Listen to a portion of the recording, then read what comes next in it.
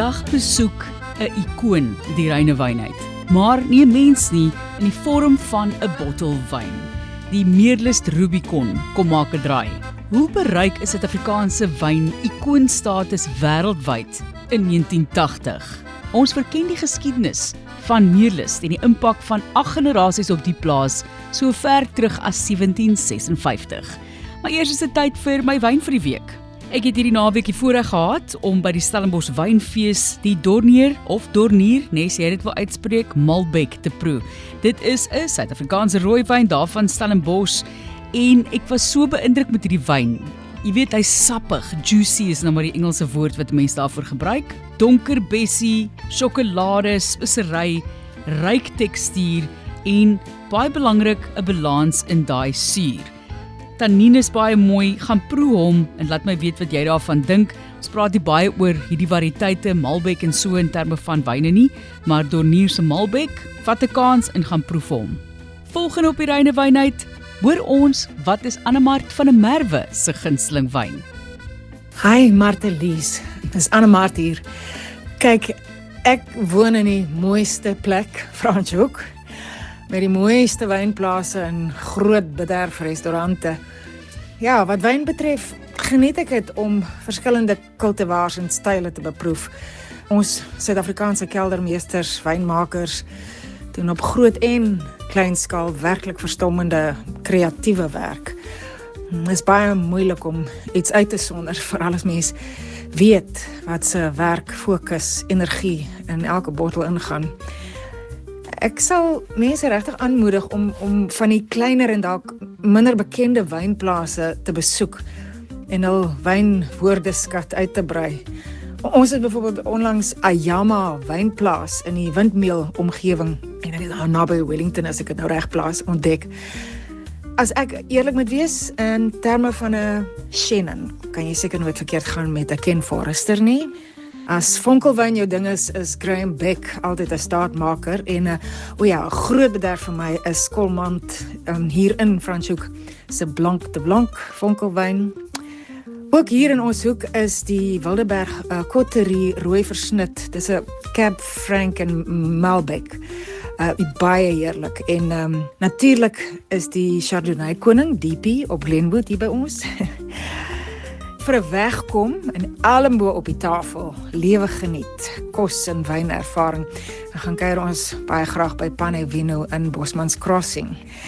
Wel, ek lig 'n glasie op ons Suid-Afrikaanse wynbedryf en ek sê vir almal gesondheid in die rondtyd. Baie dankie Annemart van der Merwe, so lekker om van haar te hoor en haar gunsteling wyn en wynervarings. Onthou gaan luister gerus na ons vorige episode se paar interessante voorstelle van my gaste.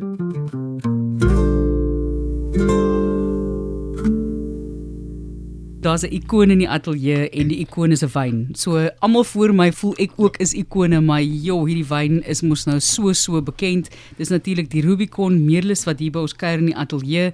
Vir die eerste keer het hulle begin werk aan hierdie Bordeaux versnit in 1967 en die eerste Rubicon vrygestel in 1980. Van die 80s af, dink ek, het dit internasionaal naam gemaak vir Suid-Afrika en Meerlust. En op hierdie pragtige Rubicon ikoon wil ek vir julle gesondheid sê en welkom in die ateljee. Kom ons vat hom so van 'n kant af. Baie dankie. Cheers. En Emil natuurlik gesondheid, dan moet julle daai kant ombeweeg. Cheers, Emil.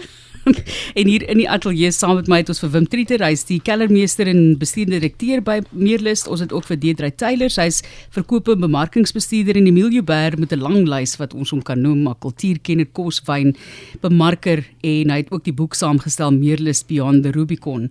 En wat 'n moeilike projek, maar opwindende projek moes dit vir jou gewees het, Emil. Deidre, toe jy nou sê, maar kom ons doen 'n boek. Mense is bietjie bekommerd oor wat is daar beskikbaar in die geskiedenis. Is daar genoeg toe opgeteken oor Meerlust se geskiedenis om 'n volle boek saam te stel? Ek dink die probleem was eintlik daar was te veel. So daar was 'n boek gewees oorspronklik oor die geskiedenis van Meerlust as 'n plaas en Meerlust as 'n plek, die geboue, dis 'n nasionale monument. Maar vir my was daar baie min gesê en geskrywe oor die wyngedeelte van Meerlust en wat het ons so spesiaal gemaak as 'n handelsmerk en as 'n wynhandelsmerk. En ek het een oggend vir Emil 'n oproep gemaak en hy was seker binne 7,5 minute van die dorp af op my kantoor en hy was die mees opgewonde persoon om die boek saam met my te kan doen. So dit was 'n opgewonde vir jou te sien, Deirdre. Come on, let's face it. the photography, die stories, Hannes, die honde, dit het so 'n goeie snapshot van wie ons is as 'n span, as 'n familie, as 'n plek, alles bymekaar gebring. Ja. Die navorsing, ek hoor jy moes so like 'n ou wyner, verskriklike moeilike werk julle om toegang te kry tot die 80s en 90s meerlus vir navorsing vir 'n boek. Maar ek wou vir jou gevra het sommer direk, as jy nou dink aan daai wyne wat jy geproe het in die 2023 Rubicon wat ons nou proe, sommer van die begin af, voordat Wim vir ons vertel van die wyn spesifiek. Hoe dink jy die geurprofiel, die sogenaamde tasting notes, bietjie verander oor die jare, indien enigsins, of is dit dieselfde as wat jy Hierdie twee is die wynboffins langs my, wat geure en geurprofiele betref, maar uiteraard wyn wat 30 jaar oud is, proe heeltemal anders as die kalfie, soos hierdie wat ons nou het. Maar daar is 'n draad van excellensie, 'n draad van royaliteit, 'n draad van wat meerlus poog om te wees deur middel van die wyn, sowel die geure wesenlik verskil, die geurprofiele en die tannine en die mondgevoel en so aan, is daar definitief 'n blou bloedlyn wat deurloop. Ja. Maar om terug te kom na jou vraag oor die boek toe en Deirdre se motivering daarvan en Wim en Hannes ook. Kyk, meerlus is 1693 het meerlus begin. Henning Hassing was die eerste eienaar gewees en meerlus is die plesier van die see, is die naam van die plaas. Omdat Prachtige meerlus baie naby aan die oseaan is. Ja. Min mense besef dit. Het is my 'n paar jaar gevat om besef, eintlik 5 km van Valsbaai af. So die see invloed. En in 1756 het die Meiburg familie ingekom en is nou op die 8ste geslag. En meerlus het nog altyd die royale beeld gehad. Dit was statige huis gewees. Dit was baie sterk manspersoonlikhede vir die Meiburgs vir die plaas gehad. Hulle was maar Bolandse boere adel. En komende van die Parel, Martelies, jy was nou bewus van Bolandse boere adel. Tot in sy volste reg. Daar uiteindelik met die 70 geslag met Nico Meiburg het meerlus op die wynkaart gefigureer. Tot dan toe was meerlus 'n koringplaas, 'n skaapplaas, het Semillon aanplantings gehad, Chenin Blanc aanplantings, Cinsault aanplantings, stookwyn, balkwyn, gelewer aan 'n keller toe wat ek wil nie sê papsakwyn gemaak het nie, maar wat wyn gemaak het sonder 'n handelsmerk, identiteitslose wyn. Maar Nico Meiburg en ek het eintlik slegs belang gestel met respek om die boek te skryf ter ere aan Nico Meiburg. Want ek het hom geken, my pa en my ma was baie goed vriende gewees, hulle het gebly op die plaas en hy het daar gesit en ek het my probeer omdat ek nou ouer is as Nico vas toe hy oorgeneem het, maar in daai posisie te sit van jou familie het die plaas nou al vir 7 geslagte. Julle maak identiteitslose wyn wat gaan vir 'n groot keller, 'n identiteitslose handelsmerk. Hoe kan ek en my toekomstige geslagte die meerlus erfenis voortbou en gestand doen en reg laat geskied aan die geskiedenis? En hy het toe gegaan en heeltemal die plaas omgedolwe op die manier dat hy al die ou wingerde uitgehaal het en hy het besluit om royale Bordeaux variëteite te plant en van Suid-Afrika se eerste en beste Bordeaux styl wyne te maak. Eerste die Cabernet van 1975, dit was meerlus se eerste wyn gewees in die bottel, en toe die epochmakende Rubicon, wat in 1984 bekendgestel is, en ek vra my vir mense van my portier, ek was op skool gewees, maar ons het reeds geweet van die Rubicon hype. Daar was 2 wyne in Suid-Afrika waarvan jy gepraat het daai tyd. Een was KWV Rodeberg gewees en die ander ding was hierdie Rubicon, iets wat geskep is deur hierdie sterk karakter van meerlus wat 'n ou adelike plaas is. So al die domino's is net in die reg geval. En die bekendstelling van die Rubicon veral, meerlus is no looking back. En waar dit vandag staan, as op breë gesprekke kan ek nou sê, daar's net 2 groot Suid-Afrikaanse handelsmerke wat wyn betref, plase, handelsmerke van plase af, en dit is Meerlus en Kanonkop.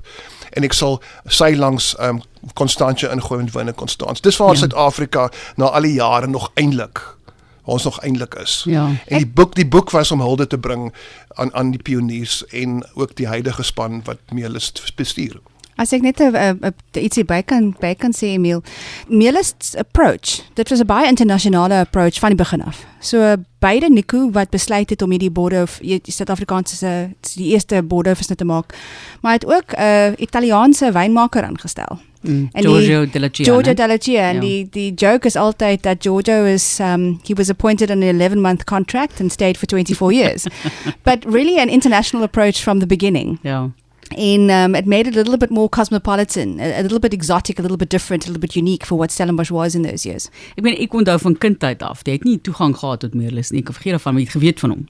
So, ek onthou nog steeds, en ek vertel nog steeds sy storie, toe ek nou uiteindelik 'n salaris verdien, want voor dit wat ek verdien het, kan jy nie 'n salaris doen, toe sê ek vir myself, nou is almal rondom my wynmakers, of in die wynbedryf, of het groot geraak op 'n wynplaas of hoe dit ook al sê, en almal van hulle sit om die tafel na gebraai en dan daar gepraat oor die wyn en ek het nie 'n klou wat aangaan nie en toe besluit ek net daar toe ek salaris, my heel eerste bottel wyn was 'n Meerlus Merlot wat ek gaan koop, het 10 duurste vir my nou daai tyd, jy weet ons praat dan van vroeë 20s en so aan.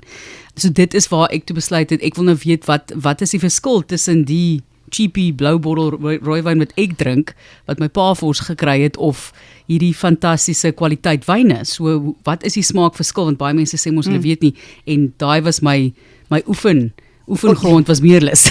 Want jy weet nie daarvan, jou hele lewe word jy groot met hierdie ikoniese naam, maar jy hoor die naam, wil jy die wyn proe? Ja, jy wil die wyn proe, maar jy het nie geld gehad om die wyn te proe nie. So ja, dit was die eerste ding wat ek gaan koop het. Ek onthou dit was nog Top Spar Honeyperl. Een van my motivations om hierdie boek te kan doen en ook saam met Emil te werk is om daai eerste oesjare te proe. What a better reason om my keller 'n bietjie oop te maak en 'n paar van die oue eerste oesjare uit te haal en oop te maak en proe, en jy proe die geskiedenis. Dit is 'n incredible ervaring. Is enige van dit nog beskikbaar om te koop? Nee. Of is dit okay? Nee. Ek meen ek weet ons ek het gedink dit sal enkel die geval bottels wees. oor en dis toegesluit agter omtrent 3 verskillende sluite en deure. Jette, ja, ek wil nie weet wat dit werd is nie, maar ons gaan nog 'n boek presies.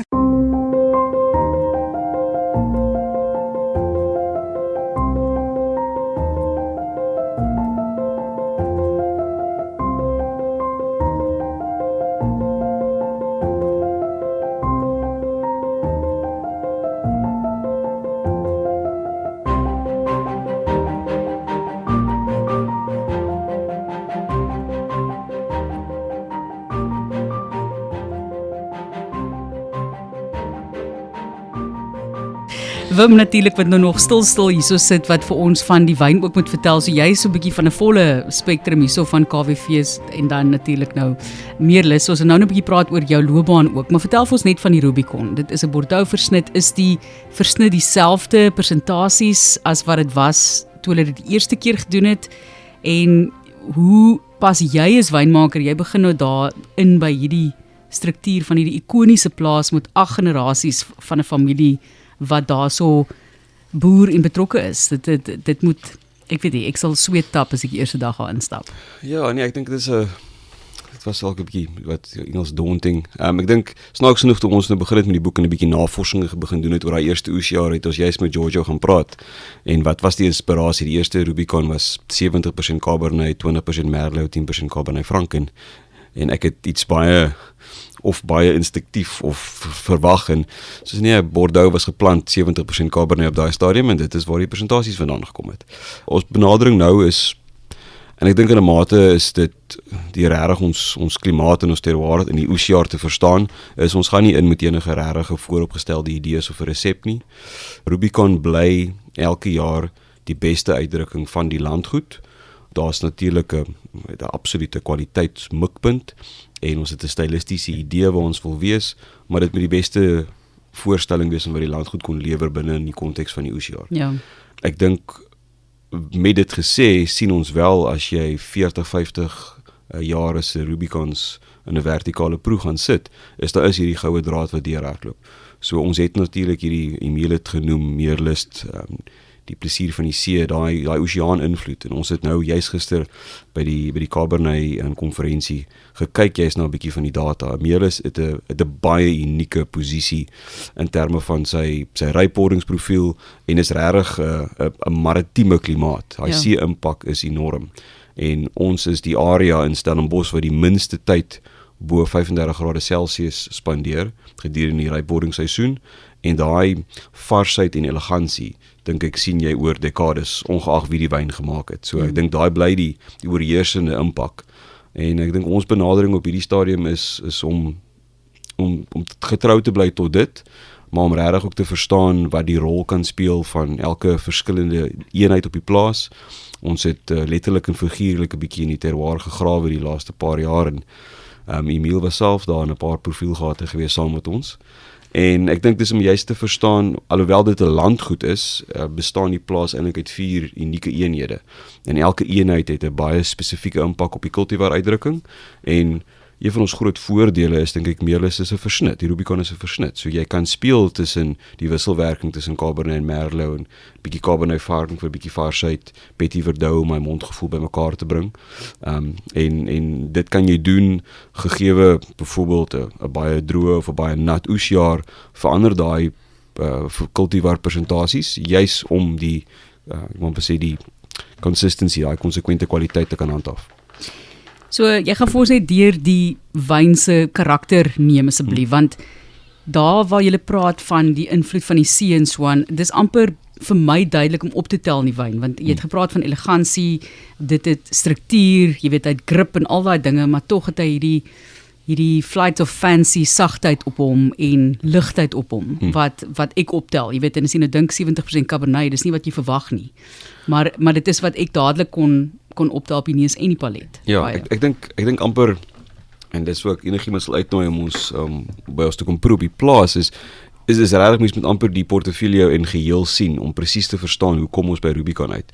Want wat uniek is aan die plaas is ons is een van die min areas of dele in Stellenbosch waar ons maak 'n cultivar Chardonnay en 'n cultivar Pinot Noir. En dis juist daai oseaan invloed wat kan maak dat ons elegante Pinot Noir kan maak en nog steeds cultivars soos Cabernet en Petit Verdot kan ryp maak op dieselfde landgoed. En ek dink daai invloed is dwars deur.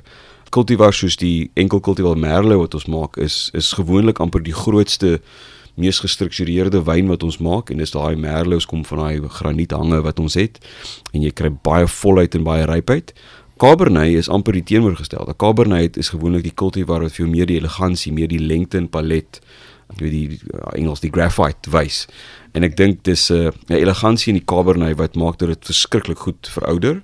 Dit is vruggedrewe in die sin dat jy het natuurlik die donker vrug wat jy optel, maar dis nie spring uit die glas uit nie, dis altyd daai effense bietjie terughou. Maar die Merlot opgestoot, nee, dis nou in vergeleke met die verlede is die Merlot komponent aansienlik hoër. Ons het maar gevoel, ek dink veral as jy kyk na koeler oesjare soos 21 en 23 het Merlot net ongelooflik goed gewerk op die plaas. Dis oesjare wat absoluut Merlot geskree het. En ek dink ons was nie bang om die beste moontlike wyn aan die einde van die seisoen te maak. En ek dink dit het beteken 'n groter komponent van Merlot.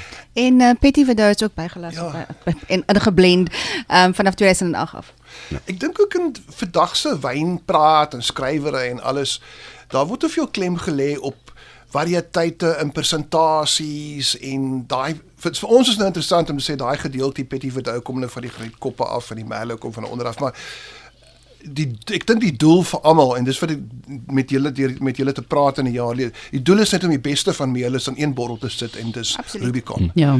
Of dit nou van die klei hange afkom 10% en van die granietkoppe 2% en waar ook al. Dis society issue. Ek dink dit in die boek om mense 'n idee te gee van die kompleksiteit verbonde aan die benadering tot wyn op die plaas. Dit is baie vereenvoudig deesdae wat mense sê ag ons laat die terroir praat en is een ligging en is 2 wingerde en so aan. Maar dit is amper 'n groter uitdaging om 'n plaas te hê met 4 onafhanklike geografiese eenhede. En dan die uitdruk, al die meeste van die variëteite is geplant oor daardie 4 eenhede behalwe die Pinot Noir en die Chardonnay. En om daai dan te 4 komponente te vat. En ek was op by een van die proeë gewees waar jy deur 50 komponente proe. En dit gaan nie volgens soos Wim gesê, nie volgens 'n resep. Ja, ons moet soveel Cabernet hê nie, ons moet soveel dit doen nie. Ons moet daai deel. Dit gaan wat die beste is om in die bottel te gaan onder Meerlus. Ja. Want soos ons vriend Naas Botha altyd gesê het, aan die einde van die dag is dit tog die finale produk wat tel. So is interessant om oor die sideshows te praat en dis meer. Ja. Maar ek dink die strewe na eksellensie wat Meerlus dra kom al 7 geslagte saam. En die DNA wat nou praat, is maar net 'n invloed van die vorige geslagte, die benadering en hoe wetenskap en menslike kundigheid die gronde en alles vandag beter verstaan, om vir die verbruiker een van die grootste Suid-Afrikaanse wyne in die glas te gee wat hy sy sal ervaar. Ons gaan nou praat oor die uniekheid van die geografie. Ons het nog geraak aan Valsbaai en hoe naby dit is in die impak.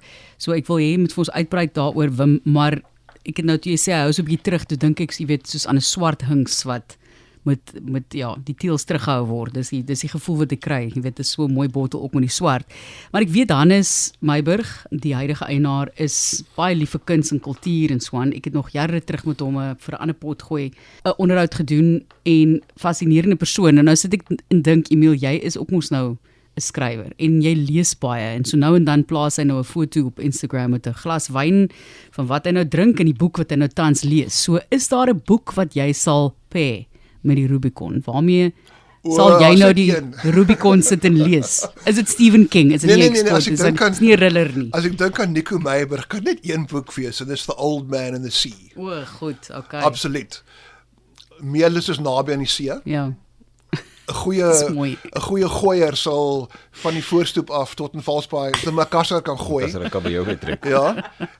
En Nico Meiburg was 'n fanatiese hengelaar geweest. vertel vir ons asseblief van hom, want jy, soos ek sê, jy is die ou wat die hele geskiedenis van Meerlus ken in die familie en so. Vertel vir ons van Nico as mens. Jy het al 'n bietjie hom geraak, my ja. my indruk, ek kan nou aangaan oor hy was wyd belees, hy het kennis gehad en visionêr en hy die Here huis gerestoreer en al daai klas van goed, maar vir my was dit net so dat as jy 15 of 16 jaar oud is daar teenoor respek teenoor my pa se vriende in daai klas, want daar's 'n min van daai ooms wat eintlik belangstel in wat jy sê.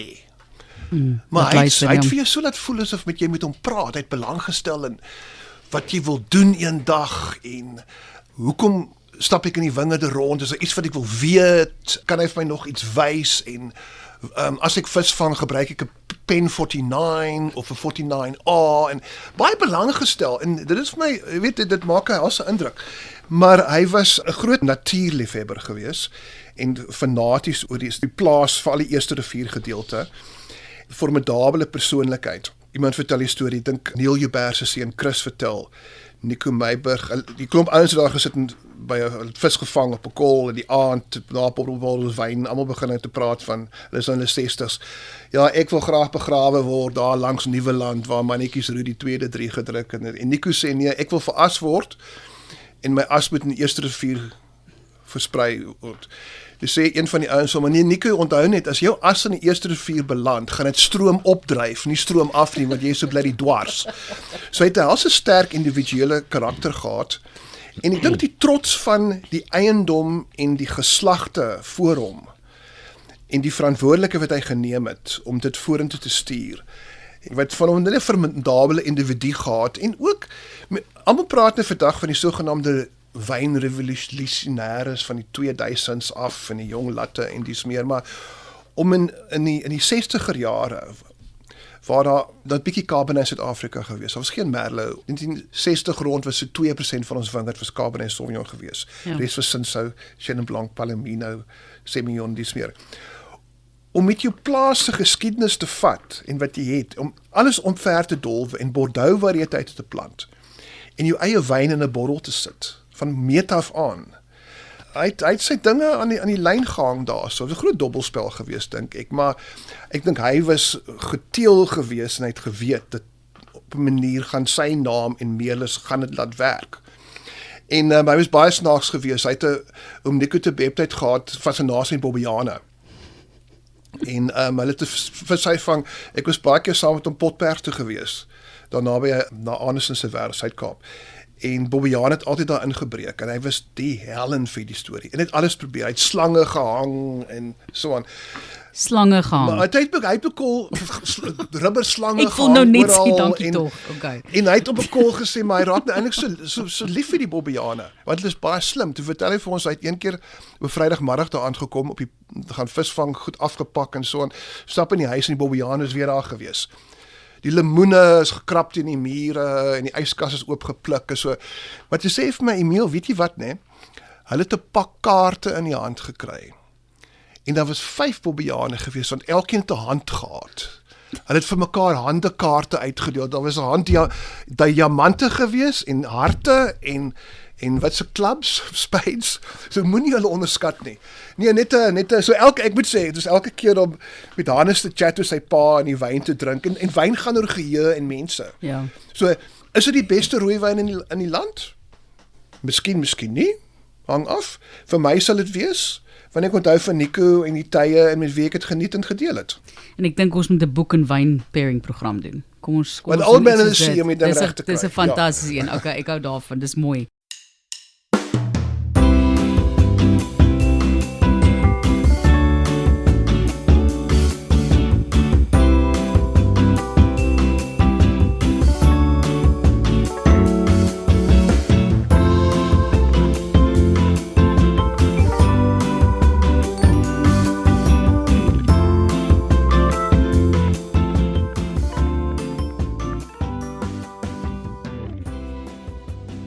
Voordat ons kom by Wim net gou Deidre, jy is ook die voorsitter van die Cabernet Vereniging van Suid-Afrika. Jy het onlangs 'n kongres gehad, 'n sametrek.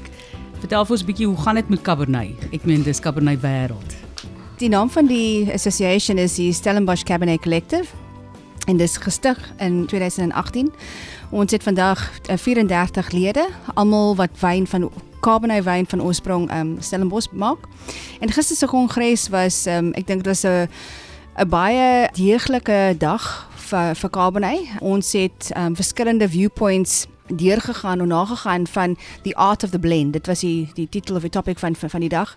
En die eerste speaker van die dag was Jane Anson. Jane Anson is famous for, she's British originally, lives in Bordeaux, has lived there since 2003.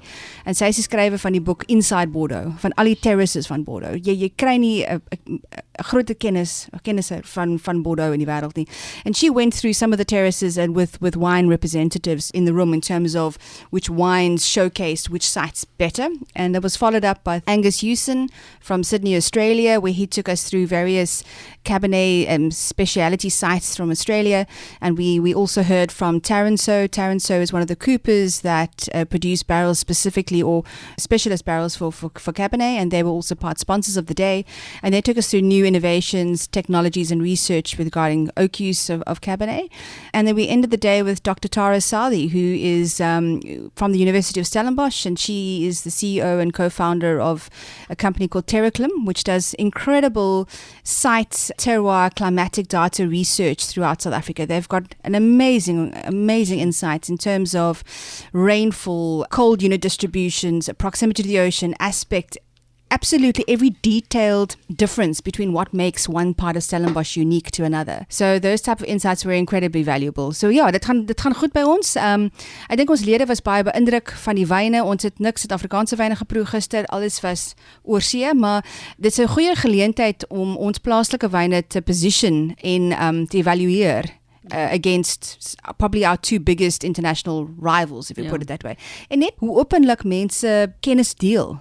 Willing, ek sê excited. Hulle was trots om hulle kennis te deel oor Australië en oor Margaret River en Coonawarra en Yarra Valley en ook oor Bordeaux en baie opgewonde in Suid-Afrika te wees en ons wyne te proe. So ja, dankbaar. Ons is baie lief vir ons Cabernet, moet ek sê. En ek moet net bylas dat Emile het vroeër genoem dat in 1974 was Stellenbosch se wingerde hoofsaaklik wit druiwesoorte.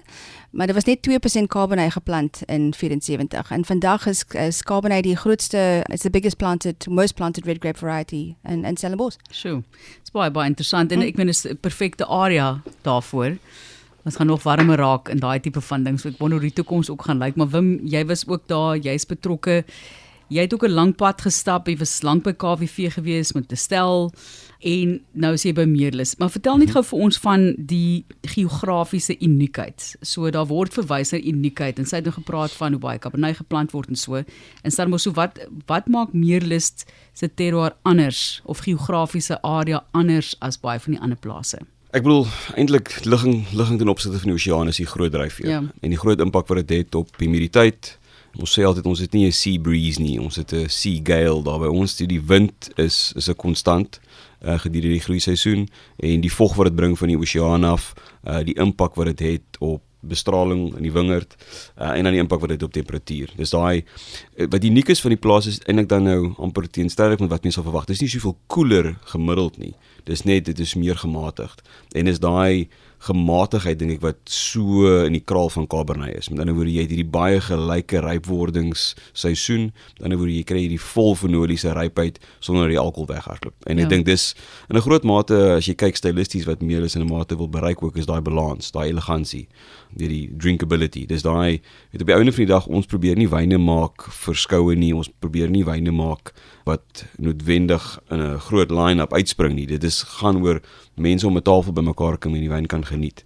Om daai wyn te kan geniet moet daar balans wees. En ek dink dis een van die uniekheids van die area.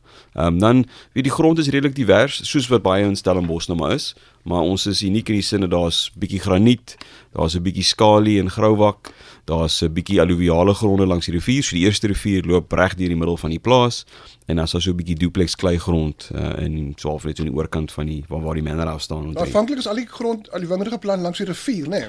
Initieel ja, van die vroeë jare. Sommer in die vloed uit.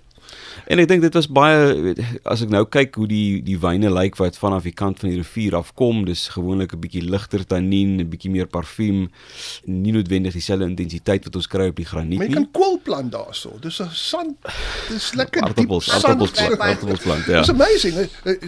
Dis waar jy kan sandkastele bou by daai area. Ja. En dan kom 'n amazing Cabernet Franc daar vandaan. Van die mooiste Cabernet Franc, ons het nou blokkie Chardonnay daar, ons kyk nou in die toekoms om 'n blokkie Petit Verdot langs die rivier te vestig. Ek dink en dis wat die area so uniek maak, en ek dink weer eens die voordeel van 'n versnit vanaf die landgoed, is dat byvoorbeeld in hierdie 2026 seisoen, wat gekenmerk is seker die van die droogste en warmste groeiperiodes wat ons al gehad in die laaste 25 jaar.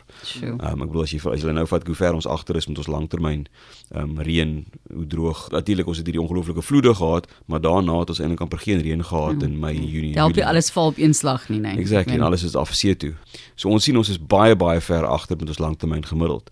Maar daai rivierstrook is so gebuffer. Ons het profielgate gemaak aan die einde van Maart waar daai 1,5 meter af waar die grond nog klam is. En ek dink ons sien in 'n jaar soos 2026 nou is daai area langs die rivier uniek in sy uitdrukking en konsentrasie en hoe gebalanseerd en intens dit is.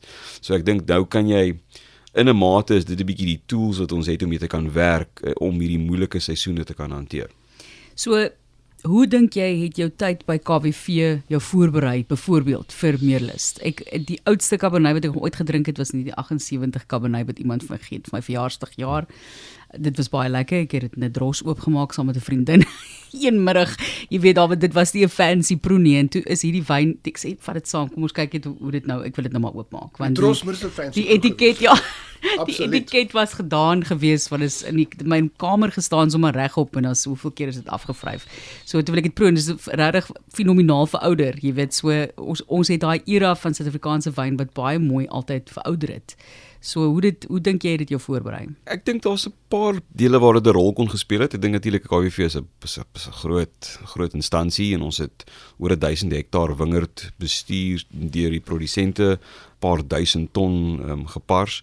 So ek dink dit kom met 'n bietjie logistiek en 'n bietjie organisering, maar ek dink KWV het nog steeds hierdie historiese handelsmerke gehad. Ons het gewerk op was op daai stadium nog saam met hy was my prof op universiteit gewees, Charles Tron, wat een van die wynmakers was in die 60s en gepraat oor daai eerste oor Rodeberg en hoe van daai versnitte opgemaak is en ek dink met dit kom 'n besef van waar ons vandaan kom en 'n respek vir die historiese blends en ek dink met die idee is ook om by Meerlus te begin met nie die intensies om noodwendig die wiel te gaan herontwerp nie, om regtig eers te probeer verstaan die oorsprong van hierdie wyne en wat ingegaan het om ons te bring tot waar ons nou is en dan te kan kyk na klein dingetjies waar ons kan marginaal verbeter. Ek dink dis altyd vir ons 'n bietjie in die agterkop. Ek proe nou hierdie 2023 en ek dink die span ons is verskriklik trots op wat ons nou in die bottel sit, maar dan proe ek in 1978 wat Giorgio gemaak het of 2015 van Chris nou in hierdie week geproe en dan dink ek eers ons moet seker maak daar's 'n verwagting. Ons sit met 'n wyn wat vir dekades deur soveel mense gebruik is as Die vele kere wat ons iemand het wat by 'n proe kom en sê, ek het 'n bottel Rubicon gehad by my verloving of vir 'n huweliksherdenking. Daar's soveel spesiale geleentheid wat hierdie wyn eintlik deel was van mense se lewens. So daar's hierdie verwagting waarna ons moet opleef. Chris Williams natuurlik ook een van die voormalige wynmakers en Charles Tron, ek is so spyt want ek het by sy huis 'n opname gemaak en toe beplan ek en hy 'n proe van verouderde Sauvignon Blancs en ek is so spyt ons het dit nooit gedoen nie want dit was vir hom nogal 'n passie geweest. Die witwyne en hy's nie, ons het hom verloor vroeër die jaar, so Charles Tron definitief word gemis. Daar's so baie wat opgeteken moet word wat mense nie altyd by uitkom nie. Jy weet jy die feite wat jy aanlyn vinnig kan vind, maar dis hierdie stories en die goed wat jy gaan navorsing. Ja, maar Lies, jy weet dis belangrik. Op sy webwerf het Melvin Minnaar 'n stuk geskryf wat baie belangrik is. Ons doen nie genoeg om ons wynbedryf se geskiedenis op te teken nie. So ek weet Meerlus het dit nou gedoen. Dis 'n hoofstuk daai wat baie dek in terme van wat in Stellenbosch en hoe die wynbedryf gelyk het in die 60 en die 50, 60, 70 jare. Kanonkoop het dit ook tot 'n mate gedoen en uit hulle eie koste. So hulle lewer daarso baie groot bydrae om ons wynkultuur en herkoms op te teken, want dit word vir ons gevra. Veral nou dat ons deel is van die internasionale wynwêreld. Jy weet, ek kry so baie navraag van joernaliste en skrywers wat internasionale wynboeke skryf wat wil weet, maar wat het Kollenbaar, waar is dit geplant in die 70er, 80er jaar en wie die wyne gemaak en so. So ons moet as 'n bedryf meer doen om ons goed te boekstaaf, want die geskiedenis is belangrik. Ek dink ons moet net vir Emile 'n borg kry en dan kan hy hierdie goeders gaan doen, jy weet, en fokus daarop en nie ander werk en so vreeslik of te doen nie. So as iemand nou luister, gee net vir hom geld om die goed te gaan opteken. Of wyn. Of wyn, okay. Goed. Wynslokwerk. Stokperdjie. Jy moet nie op 'n stokperdjie professie maak nie. Ek weet nie, dit is soos 'n geskiedkundige. Dit is tog wat jy doen met die navorsing en die optekening daarvan. Iemand kan jou bel en daai vraag vra. Ek is seker jy dadelik geweet waar die eerste Kollenbaar geplant is. Mag ek nou vra? Ja, nee. Soms weet mos nou die familie staan sterk, ek sê vir jou by die geheue.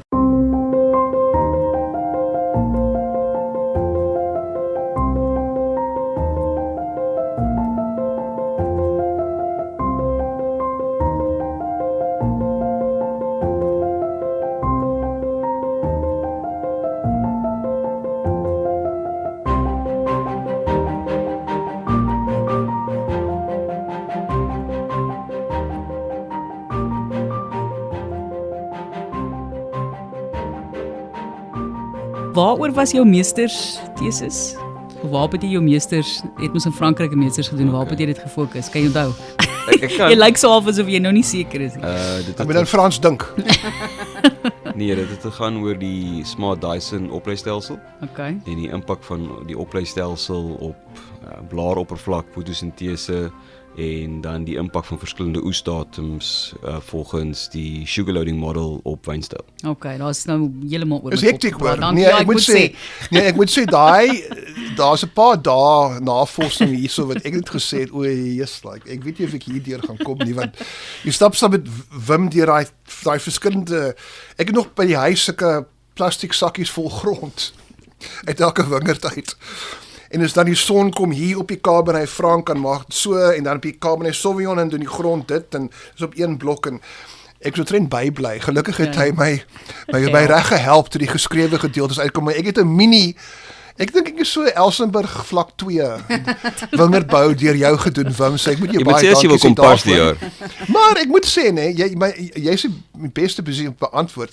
Kan nie dink toe Georgia en Nico begin het in die 70er jare.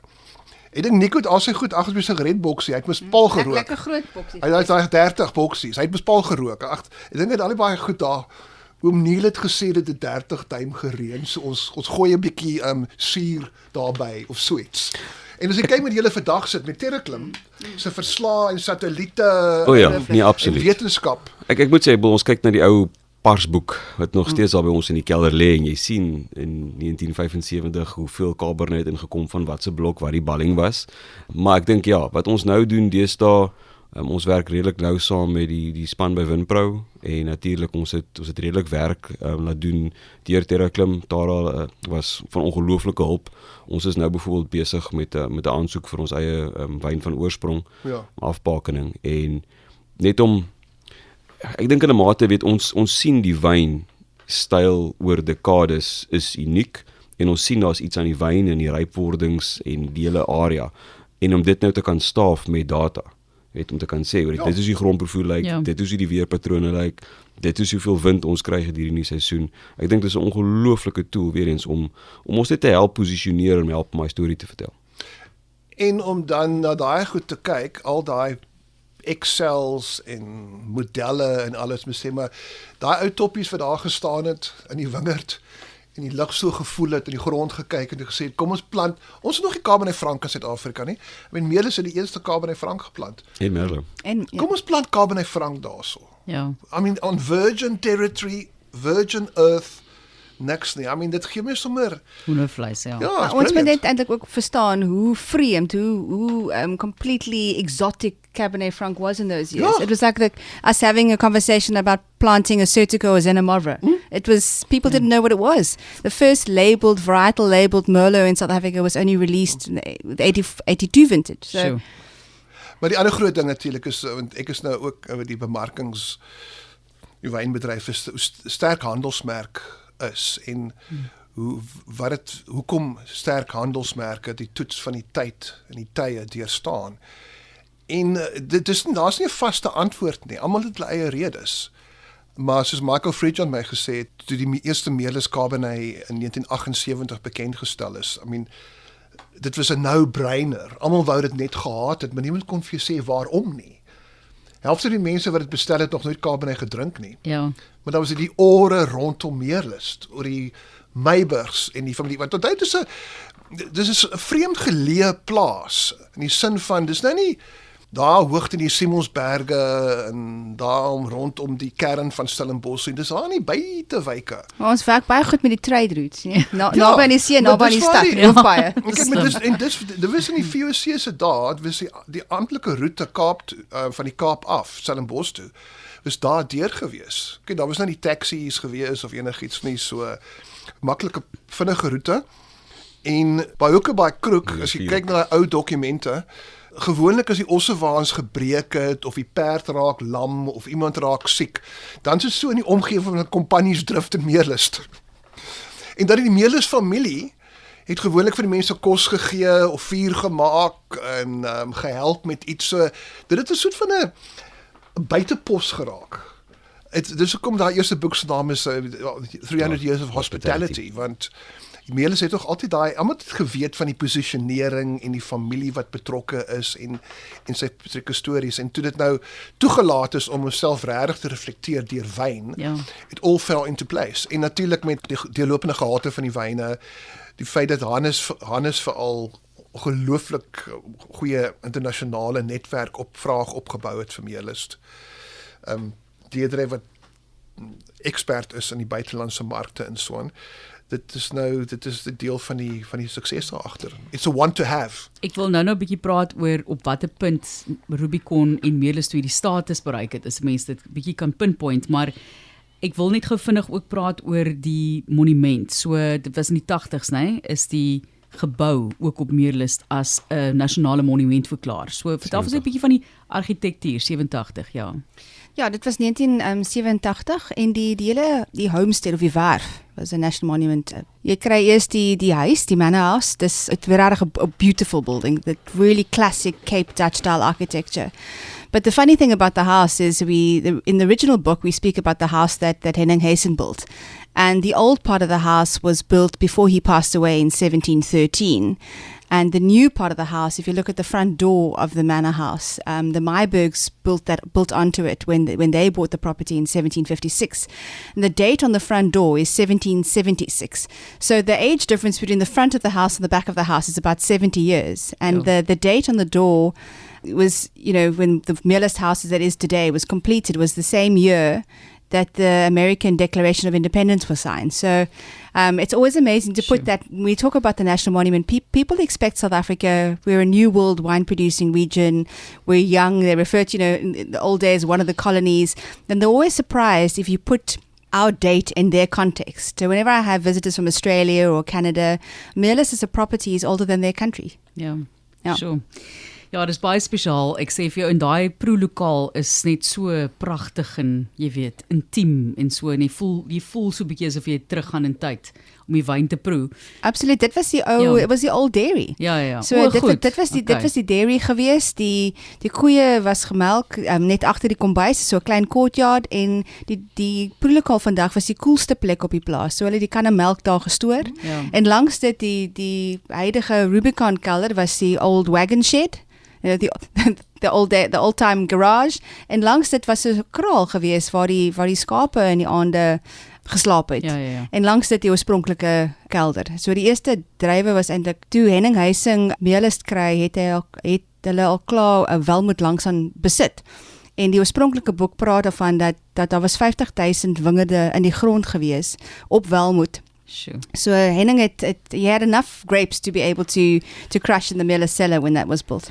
Genoeg om mee te werk. En ek dink gaan net soontoe en gaan proe al hulle wyn. Dit is regtig lieflik. Ek het dit al een keer daarom gedoen, dat jy gaan sit het en deur alles geproe het en so 'n boksie saam huis toe gevat, wat 'n mens baie bevoorreg oor is. Die wyne buite in die Rubicon, voordat ons kom by hierdie handelsmerk ikoon wat geskep is. Julle doen lieflikste Chardonnay. Natuurlik is julle ook bekend vir Merlot. Vertel net vir die mense van al die wyne wat Meerlus wel bied buite in die Rubicon waaroor ons nou baie praat. Alright, so die reeks begin met 'n Chardonnay en 'n Pinot Noir. Chardonnay vatgegis, gedeelte ook in 'n bietjie in sement. Ek dink weer eens hierso ons probeer daai varsheid, daai oseaan invloed wys. So daar's van 2 verskillende dele op die plaas, deeltjie op graniet, so jy kry 'n bietjie meer daai ryper appelkoos en die dele op die skalie gee vir 'n bietjie meer daai sitrus en suurprofiel. Pinot Noir, twee blokkies Pinot Noir, so 'n relatiewe klein produksie, maar ek dink Pinot Noir is die kultivar wat seker die beste verduidelik die uniekheid van die area om Pinot Noir wat so sensitiewe kultivar is daar te kan verbou. Weer eens net die fokus is op elegansie, helderheid van vrug, 'n ligter kultivar natuurlik, maar ek dink ook by ons sien jy al 'n Stellenbosch invloed van Pinot Noir, wat ek bedoel, dis nie die meer bekende hemel en aarde in Elgin. Ek dink dis 'n belangrike Stellenbosch konteks tot die kultivar in Suid-Afrika. En dan natuurlik 'n wyn wat op hierdie stadium vir ons baie belangrik is en goed doen vir ons is die landgoed red, die Estate Red. So dis 'n wyn wat die eerste keer gemaak is in 1985, toe daar tussen Giorgio en Nico besluit is dat is 'n oesjaar wat nie goed genoeg was om die Rubicon naam te naam nie. En die hele oesjaar is declassify. En die konsep het voortgeleef en daar was nou al 5 van hierdie oesjare wat dit nie gemaak het nie. Die laaste een was 2019. Maar ons het toe besluit vanaf die 2020 oesjaar, ons is redelik, Chris my voorganger het al reeds begin met 'n herplantingsskedule en ons het nog voortgebou op dit, ons het oor die 24 hektaar gehervestig die laaste paar jaar. So ons het 'n klomp jong wingerd wat in produksie kom wat ons verskriklik opgewonde is oor die kwaliteit wat dit gaan bied en cultivars wat vir die eerste keer op sekere areas op die plaas verbou gaan word. Maar dis wyne wat eerste plek wil jy dalk 'n bietjie vroeër kan pas op die jong wingerde. Jy wil nie te veel stres in die wingerdplaas nie, so die profiel is 'n bietjie meer daai effens so rooi vrug, 'n bietjie varsheid. Ons hanteer die druiwe so 'n bietjie ligter, 'n bietjie minder nuwe hout en dis absoluut gepas dan vir die Estate Red. So dis wel vir Baba Rubicon, so dis die jong wingerde voor hulle in produksie kom vir Rubicon wat dan die Estate Red ingaan. So die versnit wissel dan ook van jaar tot jaar. So byvoorbeeld die huidige oesjaar is 'n Cabernet Sauvignon, Cabernet Franc, Merlot versnit, maar dit sal nou verander afhangende van wat se wingerde in produksie kom.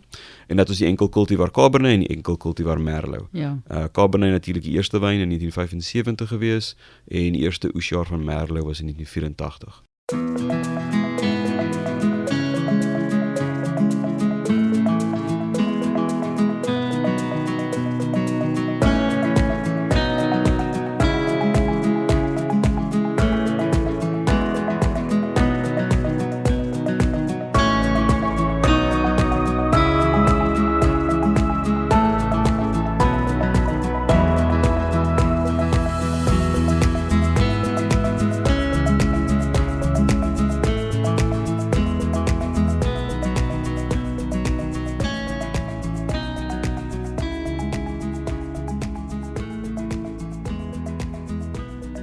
Is ook vir my so mooi, jy weet, sien nou dink die eerste eksperiment met die Rubicon was 78, toe hulle 79 was dit ook mos nie goed genoeg gewees het, toe besluit hulle om nie te probeer daai jaar nie. En toe die jare na jy weet, nou weer voortgegaan en die Ek rede dink dis definitief 'n indikasie Ja. van die begin af. As daar Presies, hierdie ja. as dit nie goed genoeg is vir 'n meerlus Ja. handelsmerk nie, gaan dit nie in 'n bottel nie. uitnemendheid of niks. Jy weet en dit wys ook net vir my en ek dink dit is wat mense vergeet as jy kyk na daai bottel wyn. Dit is nie net 'n bietjie sap wat getap is van 'n tank of hoe dit ook al sê en so nie. Daar is soveel geskiedenis en ontwikkeling en belegging daarin. Een van die ander gesprekke wat ek gehad het, hulle het nou besluit om 'n sekere ding mee te beëksperimenteer, maar hulle gaan eers oor 5 jaar weet of die ding nou werk. So daar word regtig so baie tyd en werkie ingesit en dit is waarvoor jy betaal wanneer jy 'n wyn koop. So ek dink ons moet 'n program doen oor handelsmerk 101, Emil, maar ek dink dis 'n goeie plan daai want ek dink jy kan vir mense nogal help daar net sê hoe dit Ek werk. het gesê dit gaan oor die handelsmerk hier staan, net die jonger geslag. Hulle wil nie hê van wie weet waar Gucci se leer vandaan kom en waar daai handsakke gemaak word of wat Tom Ford sy parfuum van kry. Ongelukkig ons is die geeks. Kalkgronde en malolactic fermentation en ou. Die jong verbruiker betaal daarvoor my sulke handelsmerk. Ja. 'n Rubicon of 'n Hennessy of 'n Burberry jas of so 'n handelsmerk. Die produk moet aan die gehalte wees en lekker wees, maar die handelsmerk moet die sterkste dryfveer. Raak die sterkste dryfveer. So kan jy vir ons neem in die geskiedenis op watter punt jy glo Meerlus toe so ikonies geraak het en die Rubicon so ikonies geraak het. Ek meen Maar op watter ek sê vir punt- dit ja. The stars were aligned. Ja. Ek weet nie of Monique ooit Zen boeddhisme gevolg of enigiets nie, maar dit was van meet af aan. Ek was in 'n huis groot geword waar Meerlus het nou 'n naam gehad voor die eerste wyne op die rak is, maar ek onthou as 'n pikkie. Ek het elke dag voor my ouers die koerante gelees en so aan en ons het die wynboer in huis gehad en Meerlus se eerste wyne was net 'n big deal geweest. Die joernaliste het 'n ding gehad, daar was 'n afwagting. Die plaas was reeds 'n instelling op Stellenbosch. Nico Meiburg en sy Mercedes afslaan kapkarretjie en al daai klas van. It was just a presence. Almal het geweet van Meerlus en waar dis vir Michael Fridgen nog vir my gesê. Almal het geweet daarvan. Hy sê I was a Jew boy in Joburg, but Meerlus just had a cachet about it. En dit het ook gehelp dat daai eerste Cabernet dink ek by Jongwynskoue was 'n groot ding daai dae. 'n Klomp trofee gewen en alles en San Nico daar met sy snor en met Italianer langsom. En in daai dae het jy respek gesê, min kompetisie gehad, nee. Ja. Ek bedoel vandag is daar hoeveel nuwe wynprodusente, nuwe wynstyle en almal op sosiale media en fotos. So sê nie kompetisie, daar was geen kompetisie gewees nie, maar jy was soort van 'n groot vis in 'n klein dammetjie gewees met die regte wyn. So dit het net gehad en die naam Rubicon is deur Dirk Opperman geskep. Alhoewel Giorgio Italianus het nou 'n ander storie. Giorgio reken dis hy sy Italiaanse kultuur van die Romeine en Julius Caesar en die Rubicon rivier in Toscana. Dis altyd die Romeine. Wat is dit met julle ouens in die Romeine mans? Hy het die Rubicon oorgesteek om die ou diktators van Rome uit te skop en hy het weet as hy oor daai rivier is, as geen terugdraai keerpunte nie. En Dirk Opperman sê toe vir oom Nico, ja, maar dis nou die naam, maar Giorgio beweer dit kom uit sy familie uit. En dit het gewerk. I mean, dis 'n helse sterk naam met Meerlus. En dan kom jy nog met 85 met jy was so 7 jaar oud gewees, maar ek was toe op universiteit met PW Botha se Rubicon toespraak. Ja. En almal het gedink hy praat, wat gaan PW praat oor 'n rooi wyn? Het almal gedink. Regtig waar. I mean, hy het gesê waar iemand hy gaan 'n wynproe doen of in Durban en toe praat hy oor politiek, maar oor die Rubicon toespraak. So dit was net daar gewees en party plase het net daai ding. Ander plase moet natuurlik 'n vandag se mededing om jy baie bemarking doen en so aan. Maar soos Hannes sê, hy glo die Meerlus verbruiker besef dat alles wat Meerlus verteenwoordig word in sy wyn vergestald en dit gee vir die verbruiker die idee dat Meerlus vir die verbruiker omgee. Ek dink dis 'n baie manier om 'n goeie manier om dit te stel. Goed, en ek dink die wyn het daai loop daai balans tussen uit 'n kritieke oogpunt, dis nou wat die wynkenners sê, ja, hulle kan hom uitmekaar uithaal. Hulle sê dit is pyprooi wyn, Pauillac met 'n bietjie dalk Margaux invloed en die tannine is ferm, tog kan jy hom uit kry of net 'n wyn wat doen wat wyn veronderstel is om te doen. Ja. Dis heerlik, dit verander jou gees, dit laat jou beter oor die kultuur en die menswees voel. En as jy terug kan trek tot 'n naam soos Meerlus in die Meybers toe, dan voel jy nog te beter. Beter oor die mensdom voel. Ons het dit nodig. Dankie, Emil. Maar dit nou so, jy het nou hierdie koon, maar nou moet jy relevant bly. En dis nou die ander ding. Andersins, jy weet, en dan begin mense speel met etikette en dan moet die etiket moet nou meer modern wees. En so nou die jong mense. Hoe benader jy dit van 'n verkope en bemarkingsperspektief?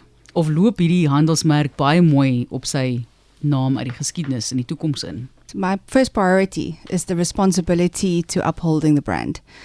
Ek is al baie keer gesê in my loopbaan, jy moet pas op, jy kan dit moet dit net nie opneek nie. So I think with a brand like this, the responsibility of upholding the reputation and making sure that the communication, the engagement, the love, the sharing of stories is of that level that the brand deserves. And the first rule of being in marketing, sales and marketing in the wine industry is when you change jobs and when you join a property, for goodness sake, don't change the label. So far I've managed to put some gold foiling on and a bit of change of print technique, but that's as far as I've gone. But it's such an iconic, the look and feel of the packaging is so truly Meerlus, and it's one of those. I've always referred to the Rubicon packaging as like that little black Gucci dress. Yeah. It's never in fashion, but always in style. Yeah. And that's how I see the look and the feel. So there've been many tweaks in the years, and you only see them if you do a lineup of vintages. But it always looks fresh and relevant and modern without looking like you've changed anything. So I think it's a huge privilege and honor to be able to take this wine to market, to be able to share the stories of the brand.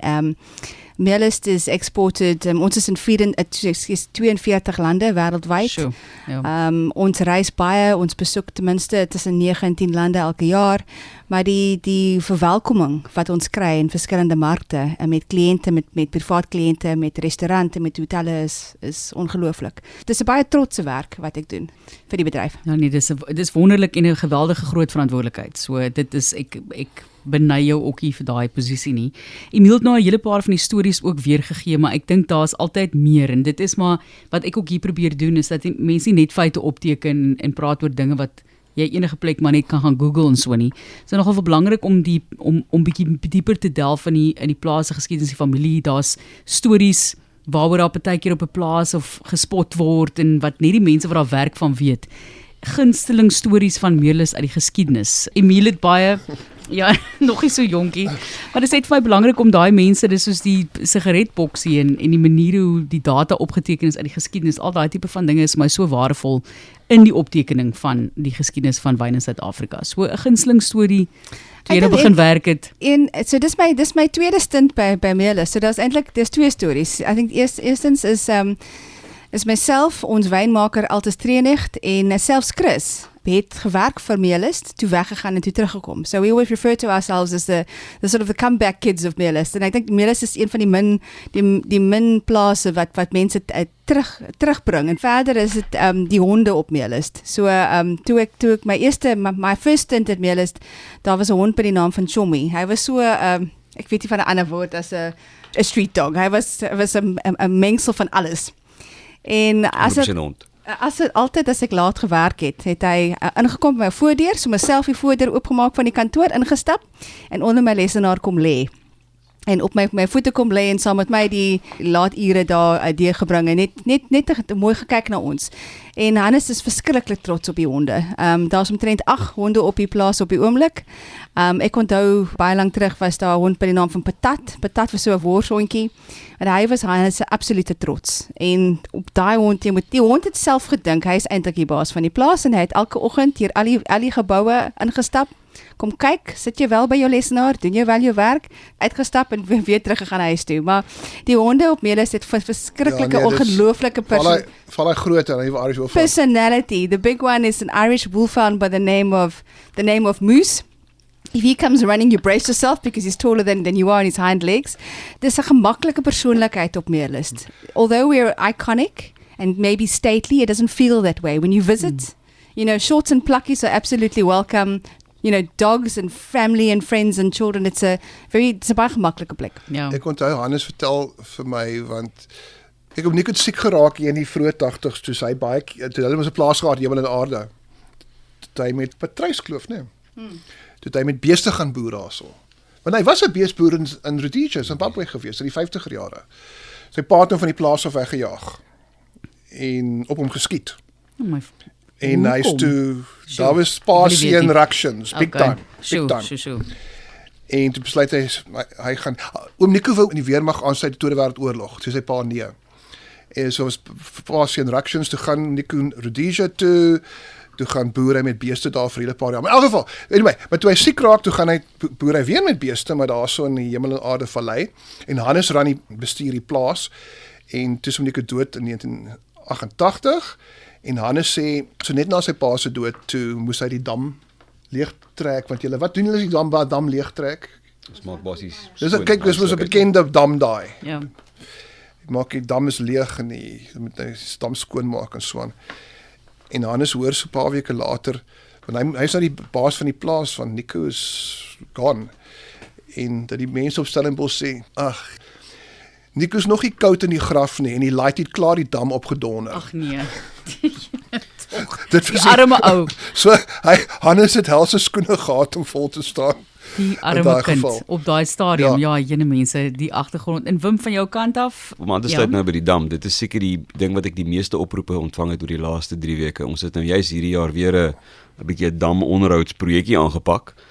En deel van daai onderhoudprojek was om die ou windpomp wat binne in die dam staan, een van die bekendste windpompe seker in Suid-Afrika, hardwerkendste windpompe wat in die middel van die dam staan. Deel van die onderhoudswerk was om die raam te vervang.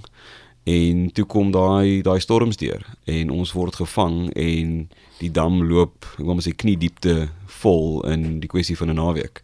En nou kan ons hier terugkom met die windpompies. En nou staan die windpomp onder by die werkswinkel en alwaar ons gebel word is wat besin julle om die windpomp weg te vat want nou het ons landmerk verloor. Ja, Maar ja.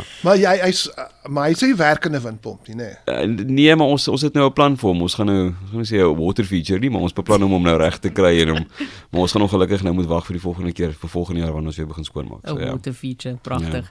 Die toekoms vir jou as skelmmeester, bestuurder direkteur van Meerlus en wat jy graag sal wil sien. Kyk, ek dink ons, ons staan op die skouers van reuse. Ek dink ons het 'n ongelooflike basis om vanaf te werk. Maar ek dink een van die verblywendste dinge wat ek al gehoor het wat Hannes vir ons gesê het is toe ons ek kom nou van 'n bietjie meer 'n koöperatiewe omgewing waar as jy nou wil 'n klomp geld spandeer of 'n klomp groot besluite maak, is dit death by boardroom en is kapitaalvoorleggings en is 'n massiewe proses en hier was dit 'n geval van Hannes. Dis wat ons nodig het om te doen in die wingerd. Hierdie is die ontwikkelings wat moet gebeur in die kelder en dit was wel is dit goed vir die mense? Is dit goed vir die handelsmerk? Is dit goed vir kwaliteit? En ja. Okay, right, daar gaan ons. En ek dink om nou te sien die impak wat van die veranderinge is, Hannes het uitdag vir my gesê, ons glo die beste Rubicons is all yet to come. So ek dink ons het hierdie ongelooflike wyne om op te bou en van hierdie ou oesjare is ongelooflik hoe hulle wys. Maar ons glo met dit wat ons nou weet van ons wingerd, wat ons weet wat in die grond aangaan, wat ons weet van ons klimaat, is ons baie opgewonde wat die toekoms bied. Ek dink deel van die uitdaging is wat Deidre genoem het is hoe effektief kry ons daai boodskap uit. Daar is meer as genoeg stories. Daar is meer as genoeg inligting. Vir my ding wat nog steeds ook uitstaan is dit gaan nie oor hoe groot funksie kan ons hou op die plaas nie. Die beste geleenthede wat ons nog steeds gehad het was jy kry daai aankoper rondom die kombuistafel en Hannes se kombuis en ons eet waterblommetjie breedie met die honde wat op die stoel lê voor die vuur. Ek dink nie daar's iets wat dit meer eg en meer huis toe bring as dit nie. Op die noot van die waterblommetjie breedie afval ook saam met die Rubicon, lees ek, geniet Hannes. En jy's in 'n afvalwêreld hierdie twee, op 'n ander vlak. Ek en Hannes moet nog 'n plan maak die winter en ek wag vir die winter om toe te tree. Ja, dis Hannes en my gunsteling, ons deel daar iets, gunsteling gereg is vaal afval. Goed. Maar ek het nog nie vir hom afval gemaak nie, maar my plan is om hierdie winter 'n pot deur te bring. Miskien vir Altus. Pak Altus afval. Hy lyk soos 'n afvalman. Ja, nee, dan sal ons 'n plan maak want ek sê altyd ek glo nie aan die kos en wyn paring nie. Ek dink dis 'n gimmick daai. Maar jy kan nie eintlik Chardonnay waardeer as jy dit nie saam met vaal skaap afval gee dit nie. Ek kan daai is 'n baie goeie samewerking daai. My laaste woord. So is dit jou laaste ete ook? ja. Okay. Hy plaas baie oor afval. Ek sien dit gereeld. Ja, nee. Ek sien sousie so langs die kant Nee, geniet. totally. En ek het die resep, ek het na 30 jaar van my ma dophou en invloede van alle Perelite, Herman van der Merwe, daai crowd. Ja. Het ek kan 'n redelike skaflike afval Skaflik. voorberei. So om gesondheid op die skaflike afval. Ek sal nie vir Wim aanpak op die saamstel van Rubicon nie. Maar as dit by Ek maak, sal die wyn bring, jy bring die afval. as dit van 'n afval afhang, I could do that. Julle baie dankie weer eens vir die moeite dat julle deurgekom het en vir hierdie fantastiese produk van Suid-Afrika, die geskiedenis, die navorsing wat julle doen en die werk agter die skerms om seker te maak dat ons nog sterker in die toekoms ingaan met Suid-Afrikaanse wyn. Baie dankie, gesondheid op Meerlus julle in die groot Baie geskiedenis. Dankie. Cheers. Gesondheid. Happy. Gesondheid. Dankie, Martelies. Baie dankie.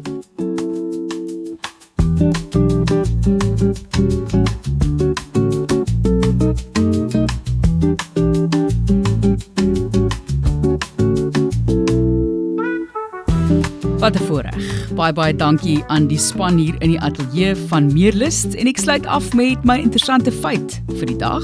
Ons noem dit Malbec, maar daar's baie boere in Frankryk wat dit verskillende name gegee het oor die jare. Auxerrois, Co en Pressac, so te loops.